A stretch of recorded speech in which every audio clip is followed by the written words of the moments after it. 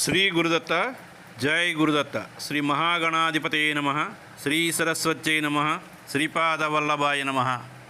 ఆధ్యాత్మిక బంధువులకి అంతమందికి కూడా కృతజ్ఞతాపూర్వక అభివందనాలు తెలియచేసుకుంటూ ఇవాళ మనం భాగవతం ప్రథమ స్కందంలో అర్జునుడు తాలూకా విషాదం, ధర్మరాజు వైరాగ్యం ఇవాళ మనం స్మరణం చేసుకుంటున్నాం. ద్వారక నుంచి తిరిగి వచ్చినటువంటి అర్జునుడు విచారవదనంతో కూర్చున్నాడు. అలాగే వెంటనే యుధిష్ఠిరుని పాదాలపై పడి కన్నీరు మున్నీరుగా ఏడుస్తూ దీనుడై అన్న పాదాలపై పడి వాలిపోయాడు. ధర్మజుడు ఏమిటి చేశాడు? తమ్ముణ్ణి లేవనెత్తి కన్నీరు తుడుస్తూ ఏమి జరిగిందిరా విషయం చెప్పమన్నాడు. ద్వారకలో సూరసేన, ఉగ్రసేన, వసుదేవ, బలరామాది యాదవ ముఖ్యులు క్షేమమేనా అని అడిగాడు. వసుదేవ పత్నులో 7 వారి పుత్రుడు కుశలమేనా అని అడిగాడు. అక్రూర, శృతదేవ, ఉద్ధవాది యాదవ సజ్జనుడు క్షేమమేనా అని అడిగాడు. ప్రద్యుమ్నాది శ్రీకృష్ణ పుత్రులు బాగున్నారా అని అడిగాడు. శ్రీకృష్ణ పత్నులంతమంది ఆ దేవదేవుని సేవిస్తూ సంతోషంగా ఉన్నారు కదా అని అడిగాడు. దేనికి బదులు చెప్పకుండా ఏడుస్తున్నటువంటి తమ్ముడితో చివరికి ఇలా అన్నాడు. అన్నా ఫల్గుణ, భక్తవత్సలుడు, బ్రాహ్మణ్యుండు, గోవిందుడా, పన్నానేక శరణ్యుడీసుడు, భగవద్భ్రానుసంధాయి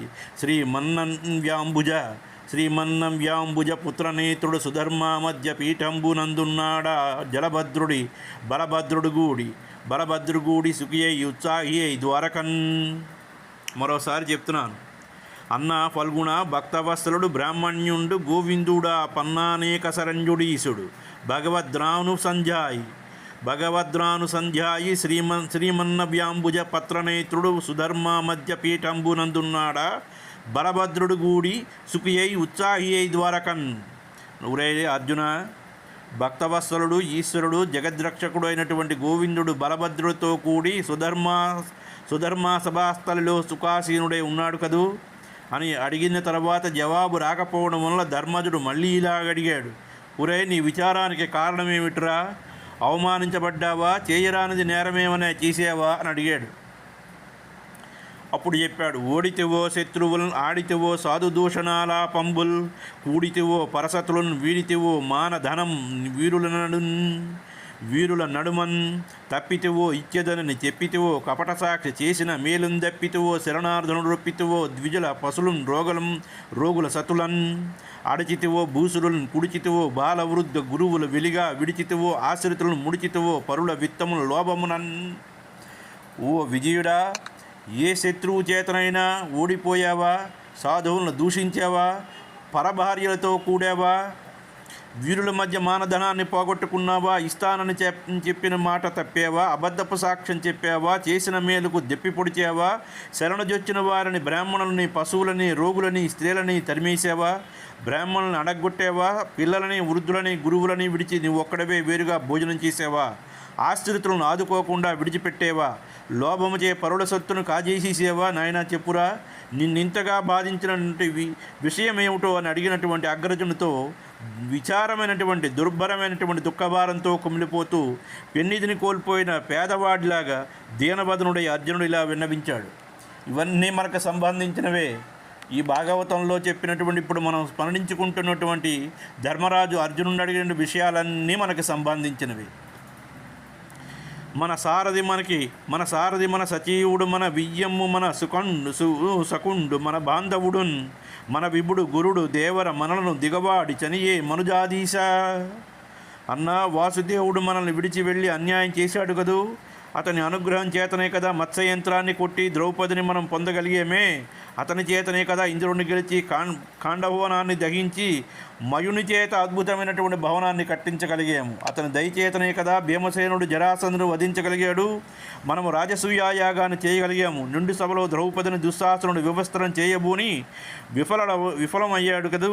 అతని దయ వల్లనే దుర్యోధనునిచే చంపబడి 10,000 పంపించబడినటువంటి 10,000 మంది శిష్యులతో వచ్చినటువంటి దూర్వాసముని అతని దివ్యశక్తి చేతనే కదా సంతృప్తి చెంది మనల్ని శపించకుండా వెళ్ళిపోయాడు. అతని అనుగ్రహం చేతనే కదా మరమశివుని మెప్పించి పాశుపతాస్త్రాన్ని పొందగలిగాను నేను. అతని ఆశీర్వాదం చేతే కదా నేను ఇంద్రునితో సహా ఇంద్రసింహాసనంపై కూర్చోగలిగాను. అతని శక్తి చేతే కదా దేవతల గురించి నీవు అతనికి కవచాది అసురులను చంపగలిగాను. దేవతల గురించి నీ అవత అసురుని అంటే రాక్షసులను చంపగలిగాను. అతని అనుగ్రహం చేత కదా విరాటుని తాలూకా గోవులు కౌరవులకు అపహరించకుండా కాపాడగలిగాను. అతని శక్తి చేతనే కదూ కర్ణ సైంధవుల తలపాగాలను తెచ్చి ఉత్తరుడికి ఇవ్వగలిగాను. అతని కృపాకటాక్షాల చేతనే కదా కురుక్షేత్రంలో మనం విజయం సాధించాం. నాకు డాలువలే మందర నుండి కర్ణ భీష్మ ద్రోణులు కురిపించి అస్త్రశస్త్రాలు అడ్డుకొని నన్ను రక్షిస్తూ తన చూపులచే శత్రు సైనికులు నిర్జీవులుగా చేయడం చేతనే కదా మనం విజయం పొందగలిగాము. ఇక నా పట్ల అతడు చూపుతుండే ప్రేమాధరాల్ని నేను వర్ణించలేను.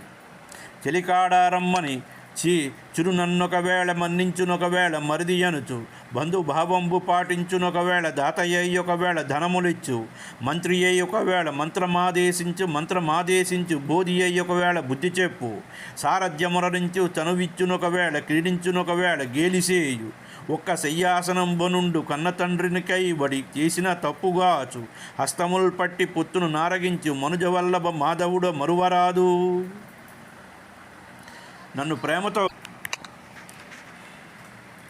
నన్ను ప్రేమతో అనేక నామాలతో పిలిచేవాడు విజయ, ధనుంజయ, హనుమధ్వజ, పల్గుణ, పాండునందన, అర్జున అంటూ భుజాలు తాకిస్తూ తిరిగేవాడు. అంతేకాదు ప్రేమాతిశయంతో భార్యలు తమలో తాము దెబ్బలాడుకుంటున్నప్పుడు సమాధానపరచడానికి నన్ను పంపించేవాడు. ప్రియసతులతో తాను సలిపినటువంటి శృంగార చేష్టలను కూడా మర్మము లేకుండా నాతో ముత్తొట్టించేవాడు. ఇలాంటి ప్రేమమూర్తి అయినటువంటి ప్రియసకుని హృదయాదినాథుని జగదీశ్వరుని కృష్ణుని విడిచి నేను ఎలా ఉండగలను? అక్కట అతని కంటే ముందుగానే పోకుండా నా ప్రాణములు ఎందుకు ఇంకా నిలబడ్డాయి? ఇది నా పూర్వజన్మల యొక్క దుష్కర్మమా? ఇప్పుడు నాకు ఆ పరమేశ్వరుని అండదండలు లేవు కాబట్టి నేను శ్రీకృష్ణ పరివార జనాన్ని ద్వారక నుంచి తీసుకుని వస్తుండగా బోయలు చుట్టుముట్టి నన్ను ఓడించారు. ఒక నిస్సహాయ అబలలా నేను ఓడిపోయాను. అనేక యుద్ధాలతో విజయం సాధించిన నా గాంధీవమే శక్తిహీనమైపోయింది. నా శౌర్యం అంతరించిపోయింది. ఇదివరకు మెరుపు తీగలాగా పనిచేసుకుని ఉన్న నా రథం గుర్రాలు కూడా నిర్వీర్యం అయిపోయాయి. ఎందరో రాజులు వీరులు పాదాక్రాంతం చేసినటువంటి నేను ఇప్పుడు ఏమీ చేయలేనటువంటి నిస్సహాయ స్థితిలో ఒక బీరువైపోయాను.